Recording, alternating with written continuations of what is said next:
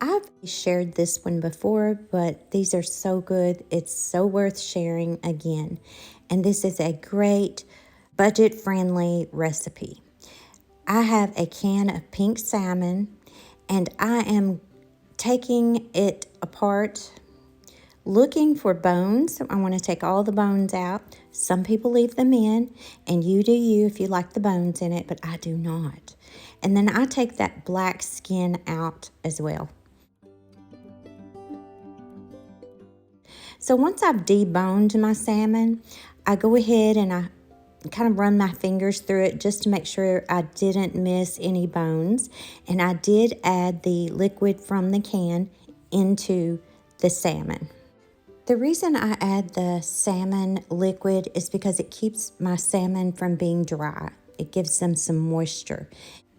Now we are going to add a half a cup of Martha White self-rising cornmeal mix, and that is buttermilk cornmeal mix, and then a half a cup of white lily self-rising flour.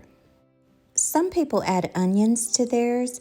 I've even been told people add Cajun seasoning to this. What do you add to yours? I do not add anything else but an egg. So all I added was a half a cup of flour, half a cup of cornmeal, and 1 egg to this. I'm going to give this a mix, and I like to really mash mine up. I don't like chunks in it. While I'm preparing these salmon patties, I've got my 10-inch iron skillet on the stovetop, and I have it on medium to high. I put about 1 inch of canola oil in this skillet. You do want to make sure your canola oil gets hot before you add that first salmon patty to the oil. You can check that by just having a little water on your fingertip and just splash it into that oil. If it starts popping, it's ready to go, but be careful. It only takes a tiny drop, so you don't want to get burned. Once my canola oil is ready, I do cut my stovetop eye or your burner down to about low to medium. You don't want that oil to get too hot. Also, I like to get a plate ready and go ahead and put some paper towels on it to lay them on when you're done cooking them.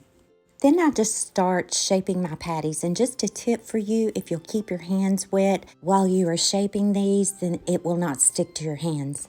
And I use the palm of my hand so that you do not create fingerprints in your patties. And they're so pretty when you use the palm of your hand.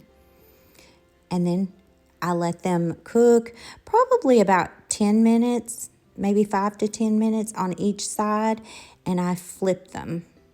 After about 5 or 10 minutes, when they get brown, flip them. If you feel like they're cooking too fast, you can always bump your temperature down on your stovetop eye or your burner. Then you will cook these about 5 to 10 minutes on the other side. And I probably cook these on about a medium heat. Again, you just want to play around with that temperature. It's a fine line. You do not want your oil to get too hot. And y'all, don't judge me over my spatula. That is my lucky spatula. It is very old, and it is the only spatula that I like to use when I'm frying food. We just kind of get set in our ways, don't we? And I'm not done yet. I like to add salt to my salmon patties. And voila, these are done. They turn out crispy every time. Canola oil makes fried food so crispy. That's the only oil I use when I'm frying.